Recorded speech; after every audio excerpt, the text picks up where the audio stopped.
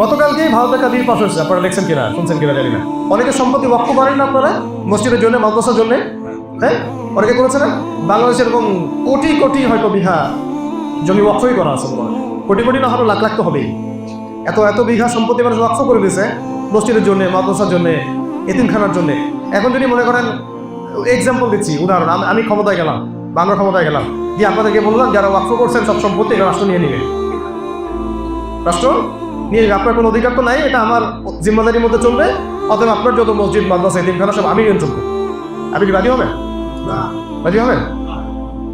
ভারতে বিগত এই শতাব্দী, এক শতাব্দী বলতে পারি আমি, বিগত প্রায় এক শতাব্দী ধরে যে জমিগুলো, জায়গাগুলো, স্থাপনাগুলো মুসলিমরা ওয়াকফ করেছে মসজিদের জন্য, মাদ্রাসার জন্য, এতিমখানার জন্য, বৃদ্ধাশ্রমের জন্য, গতকালকে ওই তথাকথিত গণতন্ত্রের দোহাই দিয়ে ওই সংসদের মধ্যে বিল পাস করায় নিয়ে মুসলিমদের এই প্রায় 27 লক্ষ বিঘা জমি তারা দখল করবে। কালকে যদি ওই ভারতের নিজামুদ্দিন বা দেওবন্দ মাদ্রাসা এগুলো যদি দখল করে নেয় তখন কি হবে? এইসব আইনের ফাঁক ফোকর দিয়ে, বিলের ফাঁক ফোকর দিয়ে